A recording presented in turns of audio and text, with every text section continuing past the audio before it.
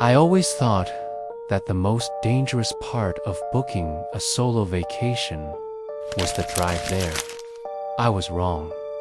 The real danger was already waiting for me inside the house. I needed a break from my chaotic job in Chicago, so I booked a remote cabin in upstate New York through a popular rental app. The reviews were stellar, quiet, peaceful, and the perfect getaway, they said. It was a 2-story, A-frame cabin surrounded by miles of dense forest. When I arrived, it looked exactly like the pictures. I unlocked the front box with the code the host sent me, grabbed the key, and went inside. The first night was uneventful. I unpacked, made some pasta, and read a book by the fireplace. The silence was heavy, but that's what I wanted. I went to bed around midnight. I remember locking the front door and double-checking the backsliding glass door. I'm a creature of habit. I never forget to lock up. The next morning is when things started getting weird. I walked into the kitchen to make coffee and noticed the cabinet door was open. I distinctly remembered closing it after getting a mug the night before. I brushed it off, thinking maybe the hinges were loose. But then I went into the bathroom. My toothbrush, which I had placed in a cup on the sink, was lying on the counter, and the bristles were wet. A cold shiver ran down my spine.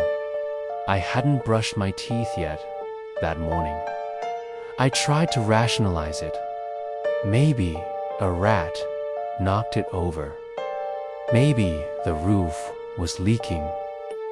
I spent the rest of the day hiking, trying to ignore the gnawing feeling in my gut that something was off.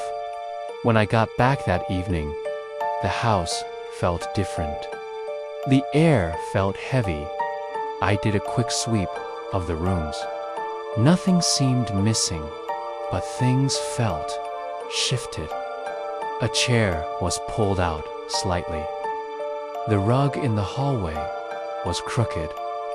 I decided to leave the lights on that night. I locked my bedroom door, something I didn't do the first night. Around 3 a.m., I woke up, not because of a nightmare, but because of a sound. It was a soft, rhythmic creaking. It was coming from right above my head. The cabin didn't have a second floor, just a small attic space that the listing said was for storage only and locked. I lay there, frozen, holding my breath. The creaking stopped. Then I heard a drag, like something heavy being pulled across the floorboards above me. My heart was hammering against my ribs. I grabbed my phone to call 911, but I had zero signal. The Wi-Fi was down too. I was completely cut off. I grabbed my car keys from the nightstand and a heavy flashlight. I knew I had to get out. I slowly unlocked my bedroom door, trying to be as quiet as possible. The hallway was dark. I crept toward the front door. As I passed the hallway closet, I noticed something that made my blood freeze. The ceiling hatch for the attic, which was in the hallway, was slightly ajar. A folding ladder was pulled down halfway. I didn't wait to see what was coming down that ladder. I bolted for the front door, fumbled with the lock, and burst out into the cold night air. I jumped into my car, locked the doors, and sped down the dirt driveway without looking back. I drove 10 miles until I got cell service and called the police. I met them at a local diner and gave them the keys to check the place.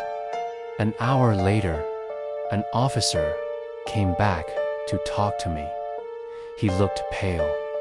He told me that when they entered the attic, they found a makeshift bed.